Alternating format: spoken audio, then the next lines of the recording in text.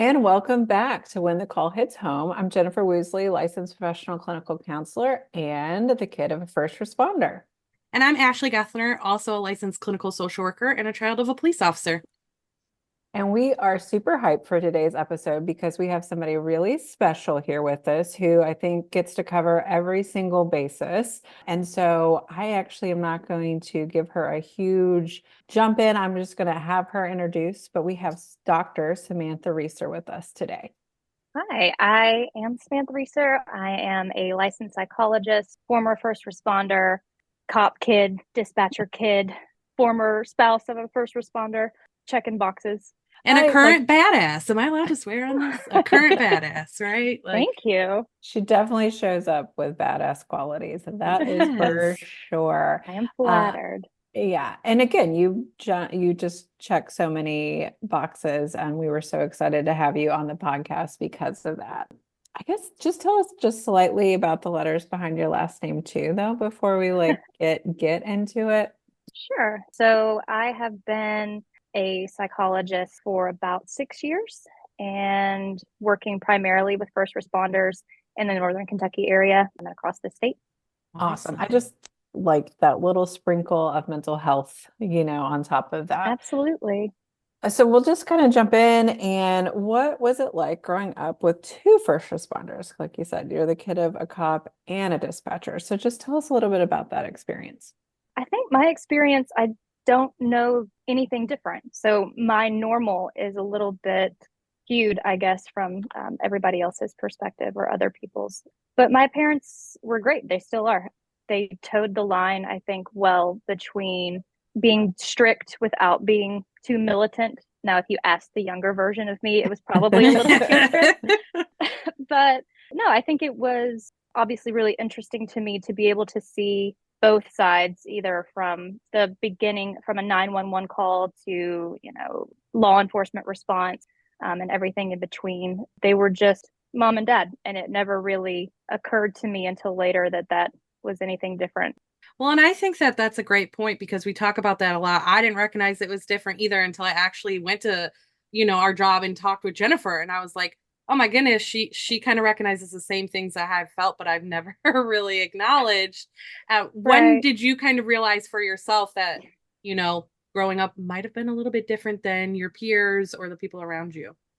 I think there were moments in grade school or a little bit after that felt different. My father retired from law enforcement when I was 10. So I was just getting into that awareness and the anxiety that could kind of come with that job. So I don't think I had a lot of awareness, which I think is probably good. And the atmosphere is a lot different now than it was then. I just thought it was cool.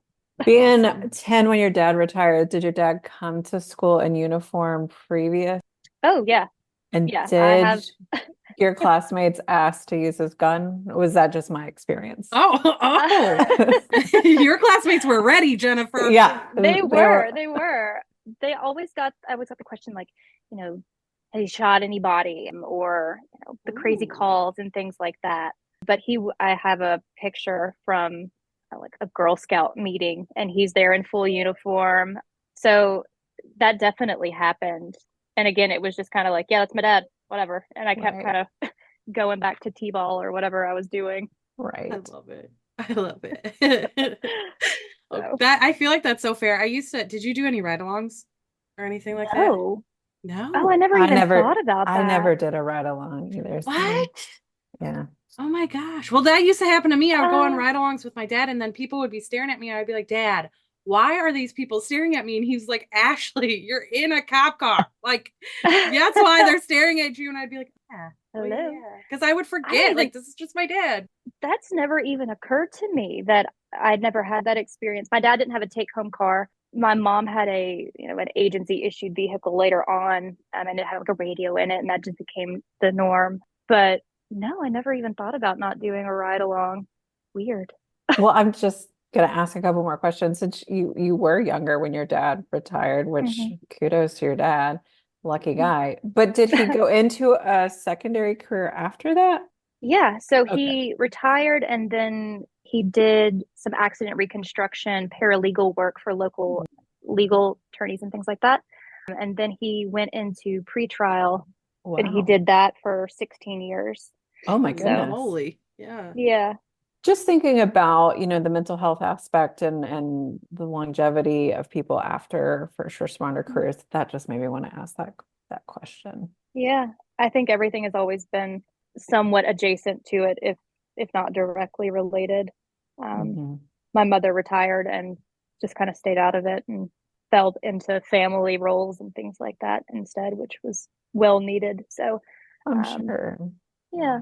Well, geez, I mean, it's just so interesting to hear it with both parents. And I know we've talked a lot before too about, and I guess, right, for you, this would be the same. It might look slightly different. So it's a kind of a good question to bring it back up a little bit, is that just that notion of kind of their hours, their schedules and their work and their commitment. How did that impact your family? I think you get used to, meals in, my dad would have napkin tucked into his class A's and, he might have to leave or show up at Christmas or not show up at Christmas because he was working.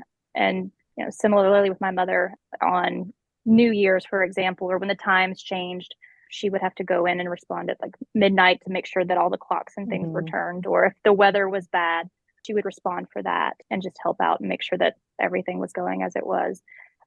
But she will even make the comment now that I never made the bed. There was no sense in it because one of us was either getting in and getting out, Wow. shift work being, so they showed up when they could, but I'm sure that took a toll, always rotating and trying to just pick up and show up where you could. That's interesting. Your mom saying that, never making the bed. Do you care? Would it be okay to share their meet cute? Like how your parents, because that's a Absolutely. I think cute it's little story. adorable. Yeah. Yeah. So my entire existence from the very beginning has been dictated by first responders. So my father, I think my father was a dispatcher before he went to the police academy, but he was an officer and was on a call. And my mother was a dispatcher working the radio. And he had, said something back to her. And instead of, just addressing it with a 10 code or whatever, or using her dispatcher number, he responded with her name and said, thanks, Doris. And kind of started from there, got her attention, and that began it all. The rest is I love history. that. That's, I love I that so know. much. That's That's so right. sweet. Very cute. That is so sweet. I'm trying to pull from like there's so many things that directions that we want to take. So are we open to asking questions a little bit about what guided you? Was it your family that guided you to law enforcement, or what kind of led you to your own career of being in law enforcement? Yeah, absolutely. I think it was definitely my mom and dad's jobs that got me there. I spent a lot of my childhood because just of the way that the agencies were set up, they were basically connected, the fire, dispatch, and policing. So if I was, going to work with my parents, I was either sitting in the radio room listening to calls, or the fire guys would run out and I'd go into the bay and watch them, or watch the sirens for the officers that were leaving. So it was always just something that intrigued me from about the time I was 13. I think that I started to decide that that's where I was leaning toward. Wow. Um, Yeah. I wanted to be in the FBI. That was sort of the goal. And initially, I wanted to be a Navy SEAL that went to Harvard. And I realize now that that's not how that works. And You have some never big mind the goals fact that, though. I mean, yeah, again, right? We yeah, started this saying she was amazing. So Right? the Navy didn't take women as SEALs at that point in time. That was a minor detail that I hadn't considered. Didn't matter. But I landed on the FBI, and before I was of the age that I could apply to do that, I decided to do local law enforcement instead, get some experience. And by the time I got into that was where I stayed and where I wanted to be. And I don't regret that decision at all. So yeah, that's definitely how it got there. Do you feel like Their your fault. parents are pretty supportive of that? I mean, obviously, like kind of following in their footsteps. Without a doubt, they, for all their to their credit, never once dissuaded me from it. And I'm sure that as a parent now, I can only imagine the worry that I would have. They never showed any of that. They have always been right there. Even if I, as a kid, I tell first responders that I work with now that are worried about the impact of their job on their families and their children that mm, I don't ever remember my parents not being there. I don't ever remember the times when they couldn't make it. They have always done a really good job of, for my brother and I, making sure that they showed up at any game I had, any practice I had, any of the things that were important. And that's been true even to now. So yeah, they've always been very, very supportive. I'm beyond blessed with them and my brother. So that's beautiful. Yeah, absolutely. I find it interesting that you say that because I think, my dad certainly had to miss out on quite a few things. But again, I don't ever think that I thought of it as like a negative thing. Like I knew he was working. But one thing that I can say for myself at least, and maybe someone else can relate, is that I just discovered recently, I was talking about it through a training that I did. And I was like, it really wasn't this negative thing about him not being there. Like I knew the job would take him away from things like that. And again, when you grow up with it, you don't think differently. So it was like, yeah, dad's working. But what I did find is that when he finally was there, I felt so much more pressure to do good just because I wanted to make him proud. Like he was finally watching, right? Or he was there. Or when he did coach my softball team and stuff like that. Like I just soaked in all of that because I was like, it's exciting to have him here. But then I would apply all that pressure to myself and be like, I have to do good because dad's finally here. And I want to see, want him to see me doing so good. And I thought that was kind of an interesting thing that I landed upon not too long ago of just being like, whoa, I didn't realize that I put so much pressure on myself just to make him, I guess, proud even at a very young age. So interesting, right? Like definitely. Oh, I was just saying, like, you just want them to be proud of you. Doesn't matter how big or small the feat is. Yeah. Right. Well, and I think, as a parent, like that ability to have so many executive functioning skills to manage schedules and things like that, and thinking about that with shift works or different kinds of schedules, it's a lot for a person to try to manage. And I think as an adult, we can even reflect on that even more of like, wow, how did you make it to those games? Like, how did you come to that practice? I remember, being older because I'm kind of spoiled in a way. Like I don't remember like a Christmas without my dad or anything like that. And my dad always said like, well, before I had you and your brother, like I did work Christmas. And the whole idea is like once you're, been there a while longer, like the goal is that people that do have families, like it sounded like they worked within the organization to try to make that happen more too, which, you have a lot of respect for that too, for people that maybe didn't have kids and were willing to kind of give away their holidays so that, parents could be with their kiddos. Yeah. Did you see much shift work with your mom, or did she have a pretty regular schedule being a dispatcher? By the time that I was a little older, she had moved up into the director position. And so her schedule was a little bit more reliable and predictable. And up until that point, I don't remember a lot of the back and forth and the weird shift schedules that she had to work, luckily. So I'm sure they were there. My brother probably remembers those a little bit differently. But yeah, hers were more regular, luckily, at that point in time. I'm sure sometimes being a lead, though, that also means you can go be called in to cover. So I'm sure that maybe happens. So true. Right. Yeah. And we were in a smaller town, smaller agencies and things like that. Yeah, she was always pitching in when she needed to and doing what she could. Mabel's welcome. It's really okay. Oh, we love animals on this show. So for sure. The fact that your dog is creeping in is making my day right now. It's my canine right here. Bring my focus back. A real aggressive, well-trained killer you have right next to you. Ferocious. That's right. Canine. Oh my goodness. Well, I feel like, would it be okay to ask, and if I'm jumping around, we can move this around a little bit too, but would it be okay to ask a little bit, and this is kind of more personal, of because of the fact that you are a parent and you also have been a law enforcement, right? Like you did that too. So what was that like for you being a police officer and being a parent? Did you see anything kind of correlate? Did you recognize anything from the job that you brought home? Things like that.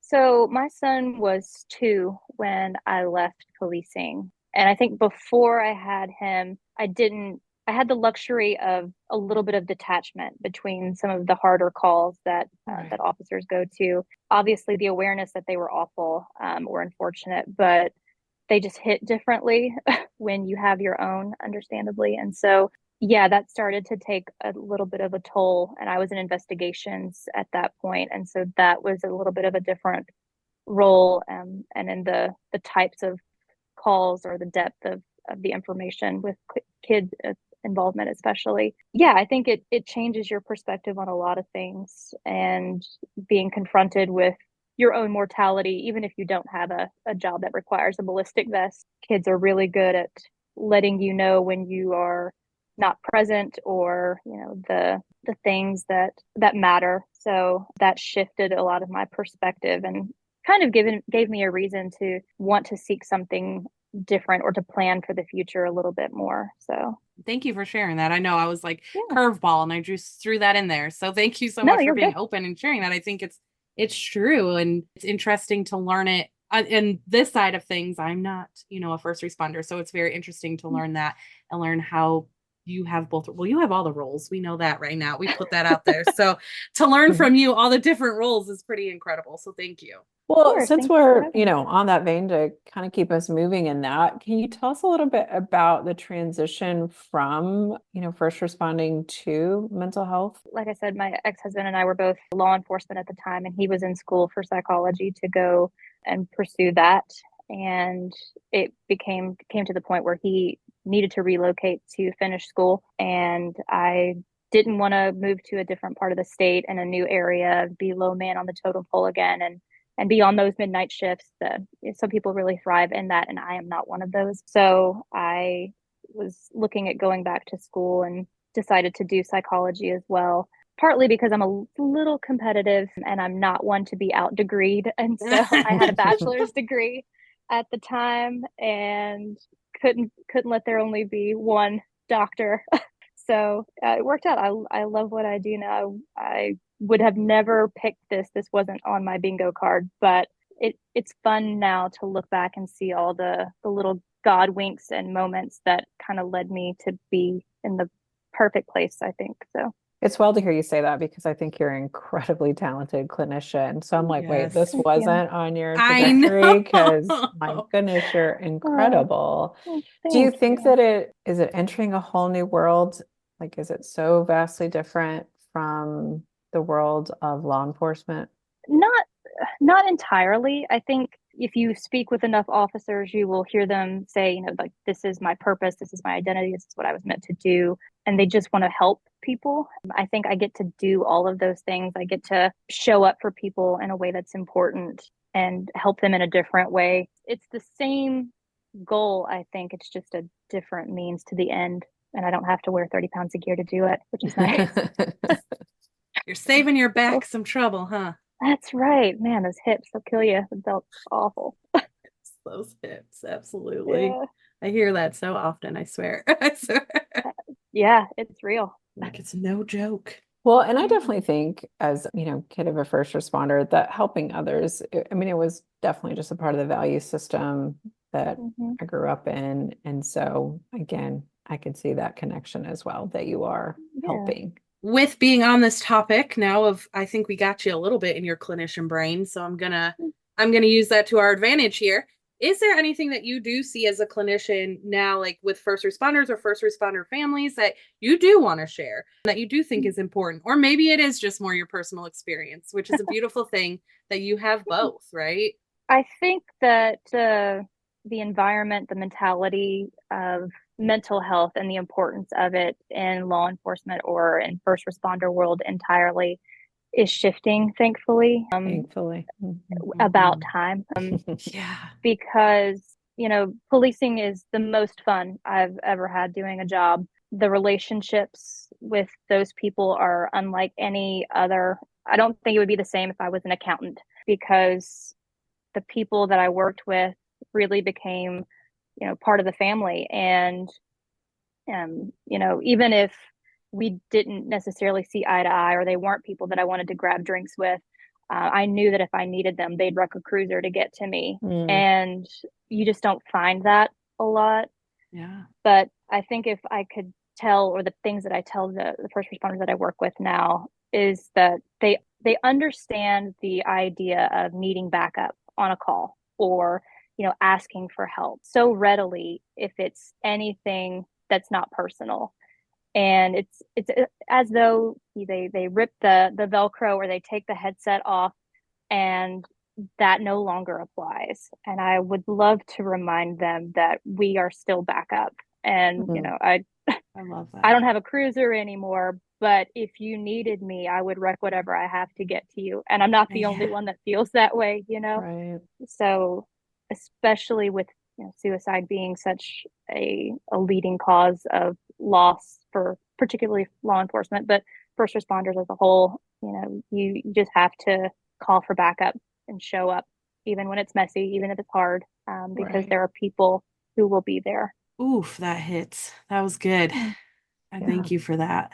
Well said for sure. Yeah, it was like the perfect way of saying that, that I think hopefully will translate to our first responders who listen very well. So thank you for that.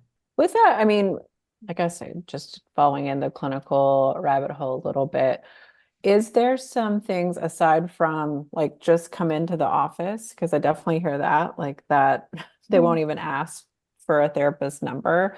But once you're in the seat, like, do you notice anything that you're like, wow, kind of broad stroke, if more first responders knew, or if I see something in my office, it's usually, I think if they knew that it didn't have to feel so clinical, Mm-hmm. because it's very normal for them to pull up next to another cruiser and shoot the shit, or to go to roll call and debrief.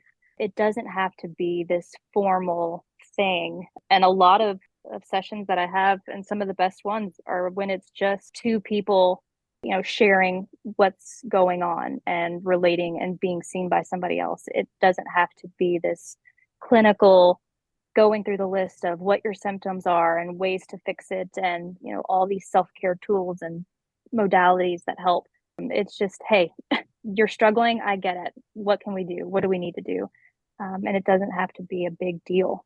I completely agree with that. Now, I Yep. have been interrogated by some of the first responders that have sat across me, but I was like, okay, I'll get through this interrogation and then we'll get to that place, Right. which is, Yeah.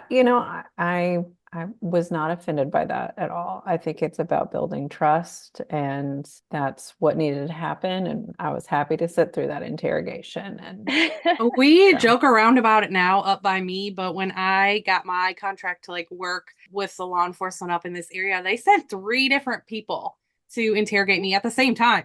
At the oh, same I time. just usually got one at a time. Wow. That's a And panel interview. it was a panel interview. And they joke around with me all the time now because they're like, we walked in the office all like big and tough and and then they were like, but then she was just real with us and she had it. Like we understood that. But yeah, that interrogation piece was real. But then I was like, I grew up with one of y'all, so I'm actually not really scared. And so let's Right. do it. Like, Yeah. let's go. And yeah, and you guys have that same connection, that same buy-in, where that's not intimidating, where it is just another day. It's like, I've seen 100 of you, you're fine. Right. Right. But they also know that they can trust you because you Yeah. get it. And it's not just, whatever the letters before or after your name are. Mhm. And they just want to know that you're on the same level, or that you can understand it. And I think your histories and backgrounds and experiences growing up absolutely make you so important in this community, for sure. Thank Are you you. pretty open with people about your own experience as an officer? Like, are you pretty transparent about that as well? Yeah, obviously whatever is clinically relevant, but Of course. absolutely. Yeah, I think it really, again, it's just people. And Mhm.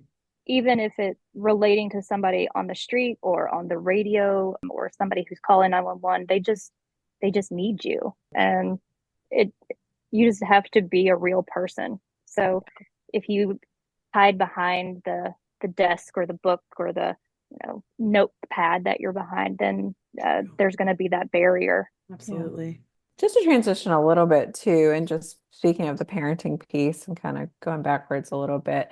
But I have to say, it sounds like your parents did a great job, like you said, of Yes. balance and showing up and those positive experiences. And then, being a parent yourself and then being an officer. Is there anything that you think is helpful for parents that are first responders. I appreciate what you even said earlier about like, hey, listen, this is my childhood. Like, don't stress yourself out too much about the missing the things. But is there something else that you think is good for people just to kind of recognize as parents that are first responders?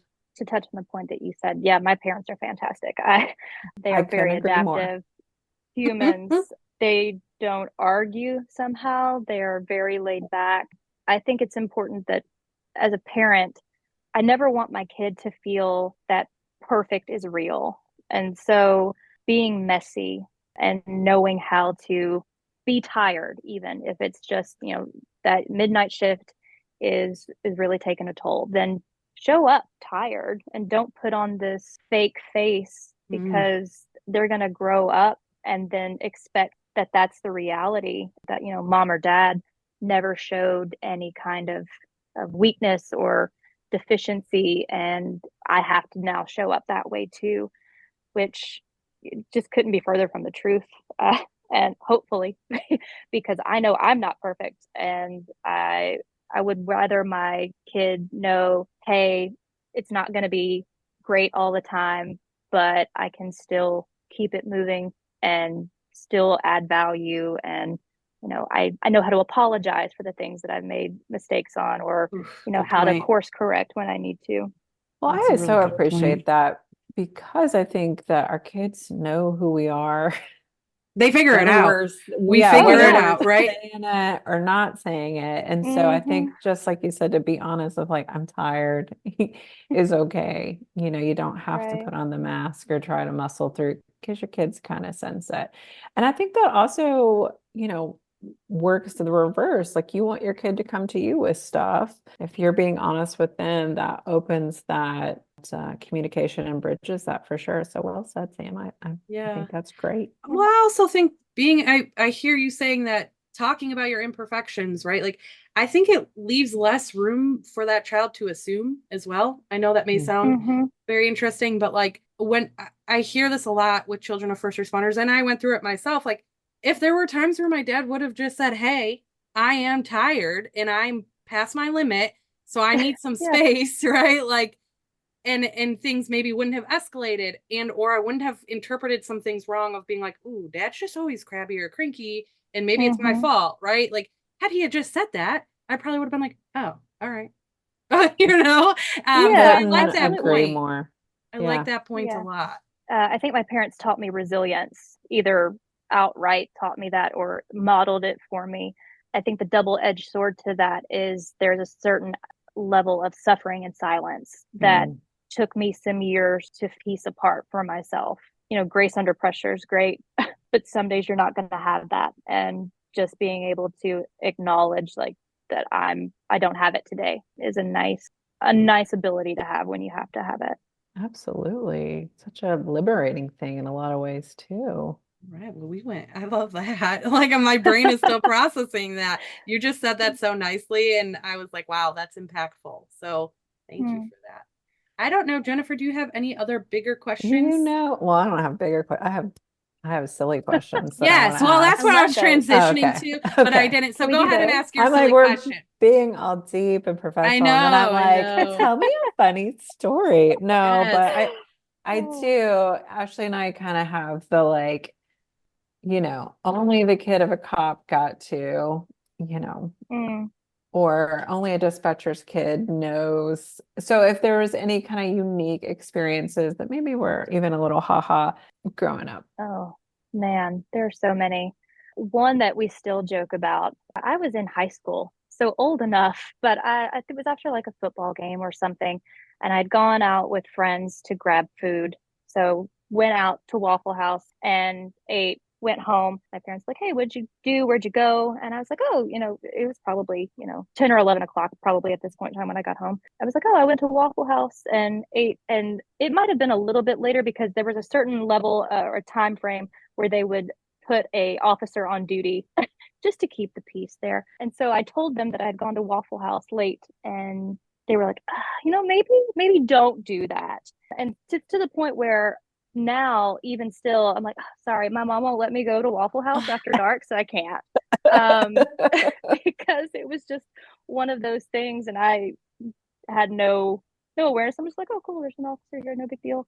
But yeah, I think there's always those stereotypical moments of like you can't sit in certain seats at a restaurant, or Yeah. like the smell of gun solvent and oil is just burnt into my nostrils now. It's Mm. kind of soothing, actually. Oh, okay. I've Is just that watched your my dad. aromatherapy when you Yeah, have a yeah, Right. massage that you pick? No, I don't want the lemon or peppermint. Please, Yeah. Do you the have any hobbies, gunpowder. please? Yeah. So those are, or just knowing that you can't get away with anything. yeah. I got pulled over and for speeding, and before I got home, the Mm. dispatch had called my house, and they knew, or being out and they're like, "Oh, you're so and so's kid." Yeah, I Yeah. am. Yeah. Or you can't date anybody because there's threats of, running them for warrants and background checks before any of that Oh happens. So gosh, yes. see, you get it. Oh Mhm. yeah. Oh yeah. Did you ever Yeah. do anything because of the way you said earlier that the like how it was all structured with the fire Mhm. department right there and everything too? Like, did you ever do anything within the department that was kind of funny?